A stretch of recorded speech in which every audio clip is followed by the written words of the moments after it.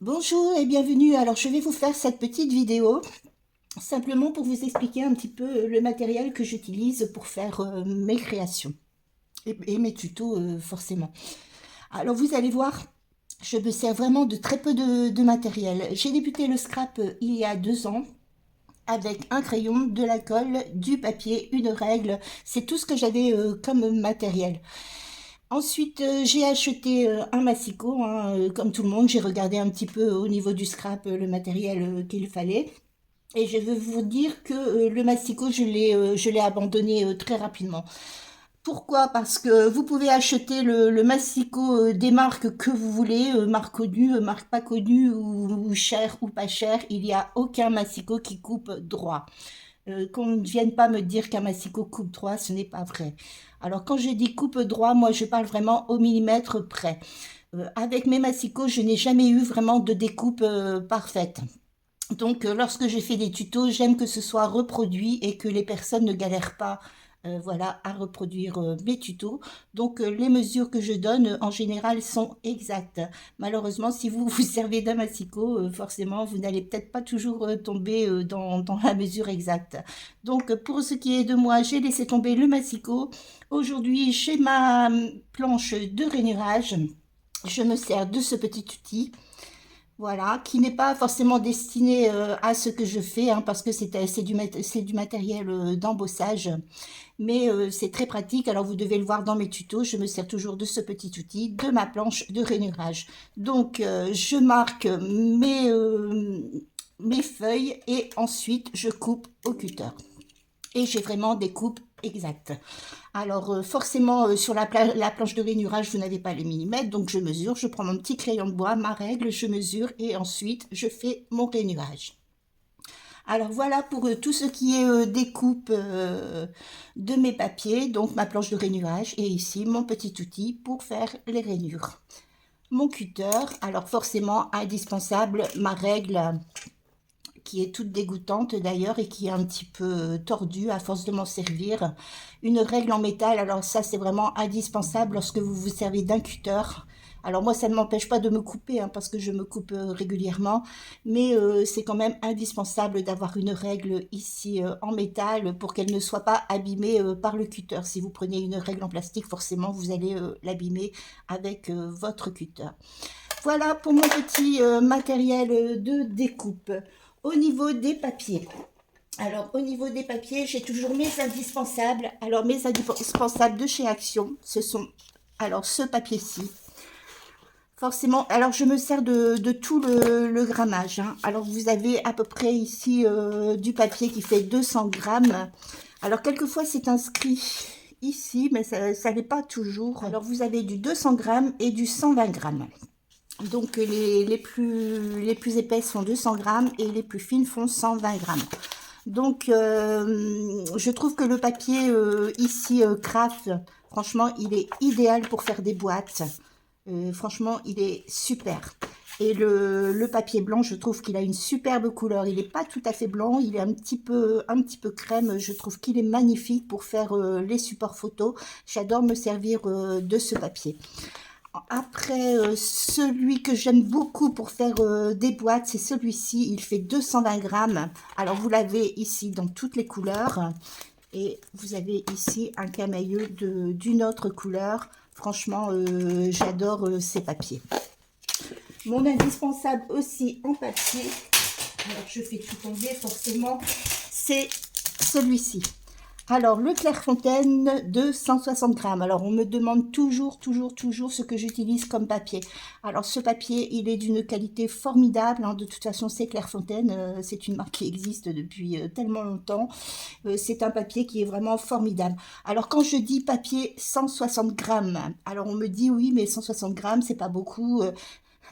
Sur certains papiers, c'est pas beaucoup, mais sur le Clairefontaine, c'est suffisant. Franchement, il est tellement d'une qualité super que le 160 grammes, c'est suffisant. C'est pas la peine d'aller au-dessus pour vos pages d'album. Vous avez ensuite le matage avec votre papier déco. Alors, franchement, c'est super suffisant. Et c'est surtout aussi suffisant pour les pop-up. Parce que comme je fais beaucoup de pop-up, c'est un papier qui va vraiment bien pour faire les pop-up. Alors, j'ai tout dit sur mes petits papiers. Maintenant, sur mes perforeuses. Alors, voici les perforeuses que j'utilise le plus souvent. Alors, ma perforeuse ici est indispensable pour faire les petits marquages pour les coins photos. Alors, c'est une perforeuse Artemio. Ça fait un petit moment que je l'ai et franchement, je m'en sers très, très, très souvent. Alors ici, bah, forcément, la perforeuse pour faire les coins d'enveloppe, pour faire les enveloppes, hein, tout simplement.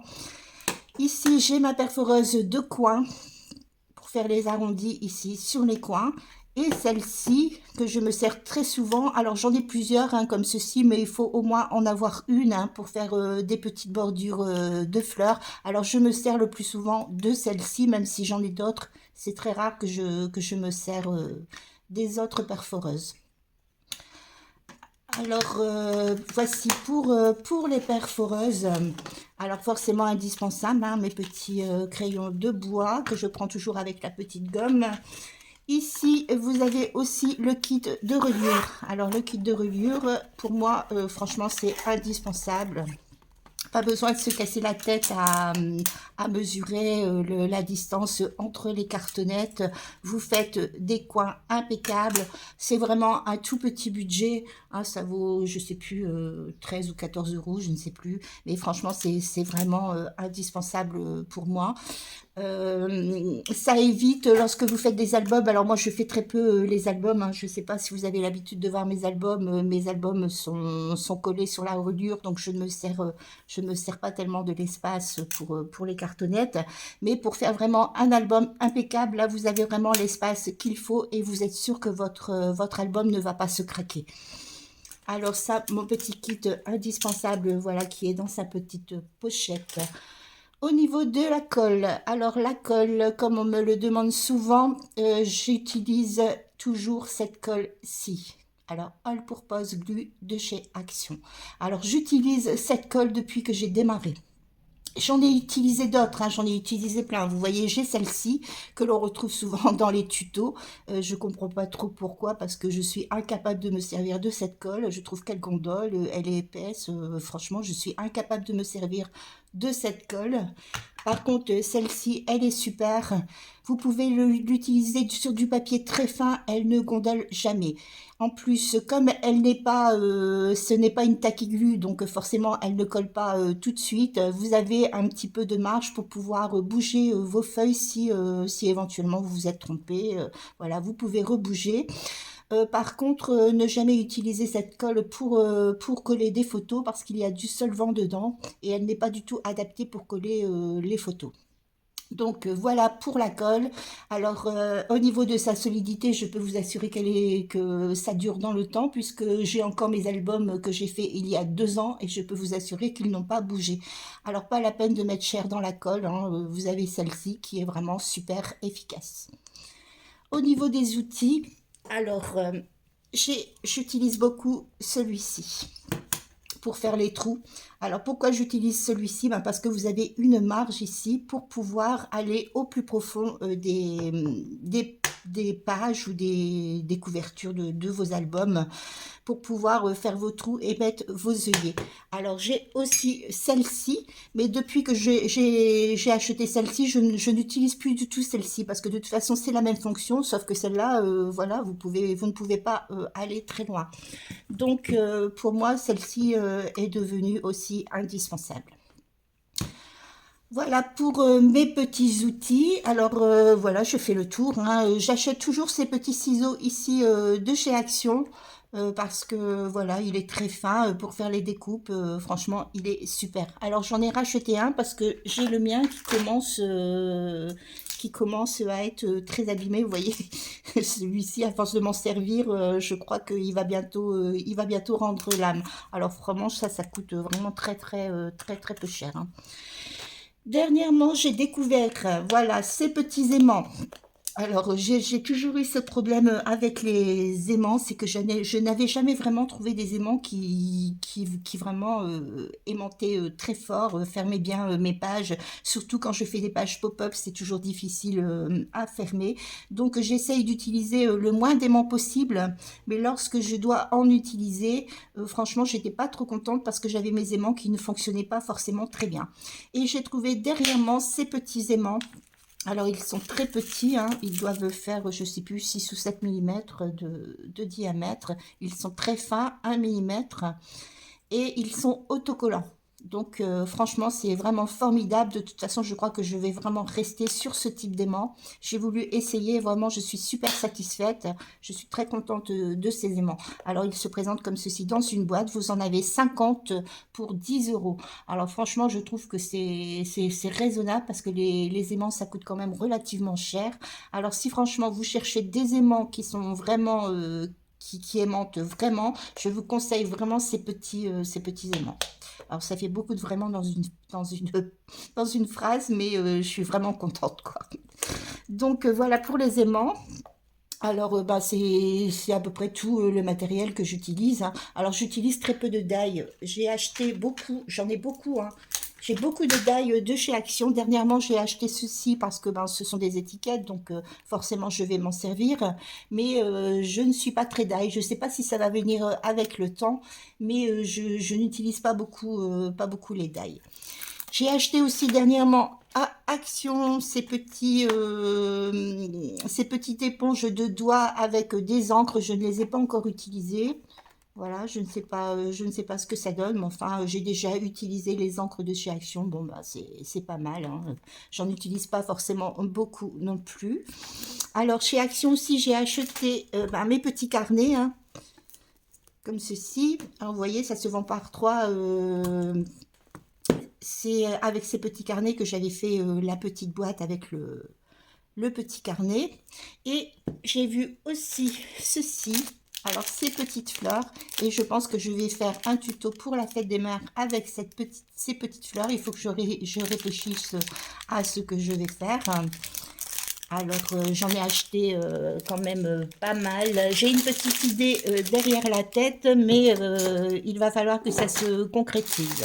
Voilà, vous voyez, j'en ai acheté plein. Donc, je verrai prochainement ce que je peux faire avec ces petites roses.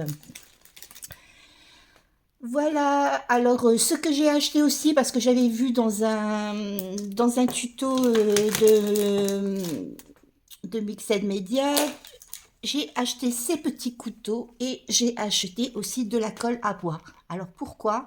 Alors pour faire avec une matrice ou un pochoir, pour faire des dessins en relief. Alors j'ai vu qu'on pouvait faire cela avec de la colle à bois. Donc plutôt que d'acheter de la pâte voilà, spéciale pour faire ceci, et j'ai acheté des petits couteaux là, voilà, qui coûtent vraiment pas cher. Ça doit valoir 2 euros, 3 euros, voilà, à Action. Et je vais essayer pour voir ce que ça donne. Et forcément, je vous ferai voir le résultat. Alors voilà pour tout le petit matériel. Je n'ai rien oublié. Alors vous voyez, au niveau du matériel, je me sers vraiment très peu de matériel. Après, au niveau des, comment dire, du double face. En général, je prends toujours du double face de 0,5 mm. Je prends, alors là j'en ai plus, donc je peux pas vous le faire voir, mais c'est souvent le double face rouge qui tient vraiment énormément. Je pense que c'est un des meilleurs double face. Je vais vous mettre en dessous de la vidéo le lien de ma page Amazon. Vous y retrouverez tout le matériel que j'utilise. Si ça vous intéresse, vous pouvez toujours aller regarder. Voilà, alors c'est tout à peu près ce que je voulais vous dire. Je vais vous souhaiter une super journée et je vais vous dire à bientôt pour un nouveau tuto. À bientôt!